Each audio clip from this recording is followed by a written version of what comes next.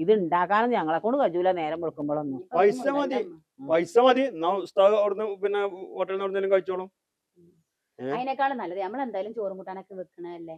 നമുക്ക് ഇന്നലത്തെ മേടിച്ചതിന്റെ കുറച്ച് സ്രാവിന്റെ ഇരിക്കുന്നുണ്ട്, പിന്നെ കുറച്ച് മത്തി ഇരിക്കുന്നുണ്ട്. അത് കറിയും വെക്കാം, സ്രാവ് പൊരിക്കും ചെയ്യാം, ഇച്ചിരി കയ്പൊക്കെ ഇരിക്കണ്ട, ഉപ്പേരും വെക്കാം. ഉസ്താദിന്റെ കാര്യം നടക്കട്ടെ. ആർക്ക്? സദർ ഉസ്താദിനോ? സദർ ഉസ്താദിന് നിങ്ങളെ ചക്കക്കുരു മുരിങ്ങൊന്നും പറ്റൂല കേട്ടോ. അല്ല ഇജ്ജി പറഞ്ഞ എന്താ പറഞ്ഞേ? സ്രാവുണ്ട്, മത്തി ഉണ്ട്. അതിനെ ആർക്കാപ്പി കൊടുക്കണേ? മത്തിയോ സദറിനോ? സദർ ഉസ്താദിനോ? പറ്റൂലേ? മീനാണെങ്കിൽ അയക്കോറ, അല്ലെങ്കിൽ ചിക്കൻ പറ്റൂല. പിന്നെ മട്ടനാണ് മൂപ്പർക്ക് തിരുപ്പതി, മട്ടൻ അല്ലെങ്കിൽ ബീഫ്. ചെറുമീനുകള് തിന്നാൻ മൂപ്പർക്ക് ഇഷ്ടമല്ല.